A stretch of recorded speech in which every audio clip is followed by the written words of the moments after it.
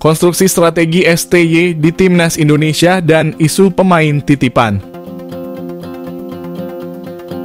Wajah Timnas Indonesia agak bopeng menjelang tampil di Piala Asia setelah kedodoran dalam kualifikasi Piala Dunia 2026. Timnas Indonesia dilumat Irak dengan skor 1-5, kemudian bermain imbang 1-1 melawan Filipina.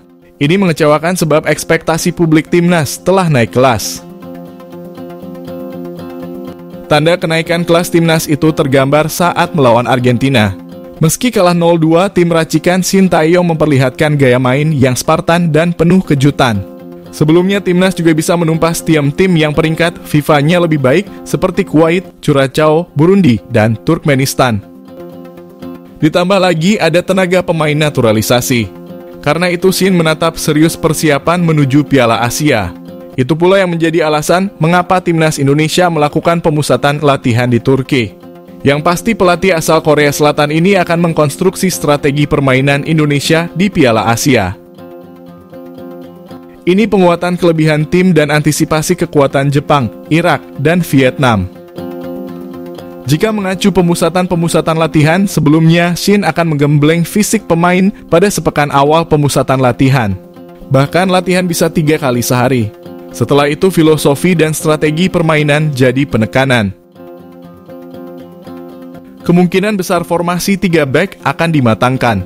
Ini karena formasi ini tak solid saat lawan Iran dan Filipina. Antisipasi absennya gelandang pengatur serangan, dalam hal ini Marcelino Ferdinand dan Ivar Jenner, juga krusial. Tanpa 2 pemain ini terlihat ada kekuatan yang hilang. Posisi gelandang bertahan juga krusial. Shin seperti belum menemukan satu pemain yang solid dan stabil juga punya daya rusak permainan lawan saat menghadapi tim lebih kuat. Sekilas, masuknya nama Dendi Sulistiawan dan Dimas Derajat di Timnas Indonesia untuk Piala Asia diwarnai intrik. Ini karena performa keduanya kurang garang di Liga. Hal ini memunculkan isu ada pemain titipan di Timnas Indonesia. Alasan Shin Tae-yong tak cari pengganti Rachmat Irianto. Rachmat Irianto batal dibawa Timnas Indonesia ke pemusatan latihan di Turki karena cedera. Pelatih Garuda Shin Tae-yong memutuskan tidak mencari pengganti. Sebelumnya memang tengah dikabarkan PSSI pastikan Rachmat Irianto dicoret dari TC Timnas Indonesia di Turki. Ketua Badan Tim Nasional PSSI Sumarji memastikan bahwa pemain Persib Bandung Rachmat Irianto dipastikan dicoret dari TC Timnas Indonesia di Turki. Dalam TC ini Shin Tae-yong dikabarkan telah memanggil 30 pemain.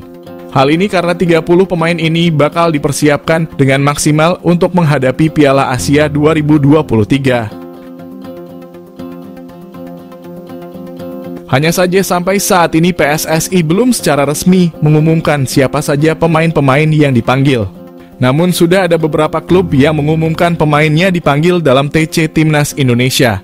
Salah satunya Persib Bandung yang mengumumkan bahwa ada 3 pemainnya yang dipanggil. Ketiga pemain Persib yang dipastikan masuk dalam skuad Garuda yakni ada Rachmat Irianto, Edo Febriansah, dan Mark Klok.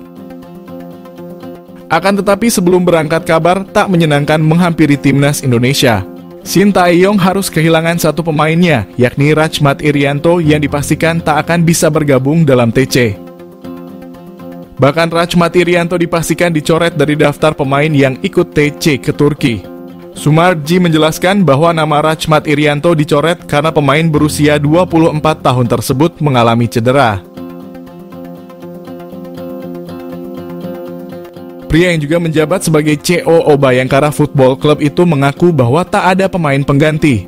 Dengan kondisi ini, PSSI memastikan hanya akan membawa 29 pemain untuk diboyong ke Turki.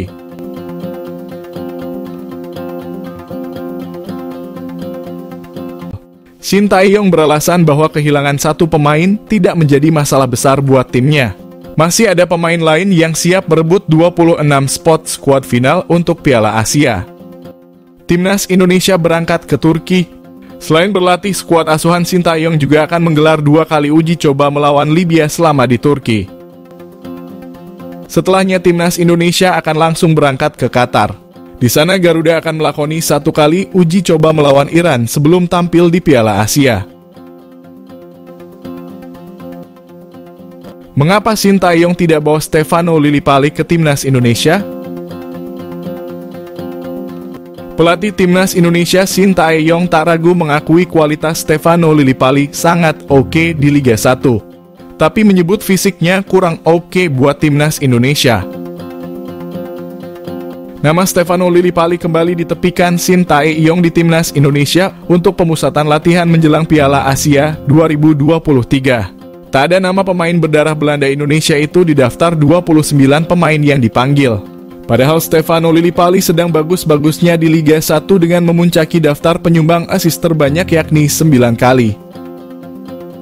Ia juga sudah mencetak 9 gol yang sedikit banyak membantu Borneo Football Club Samarinda kokoh di puncak klasemen Liga 1. Tapi kondisi tersebut tak membuat goyah Sintayong dengan tetap memanggil pemain-pemain reguler yang biasa ia panggil.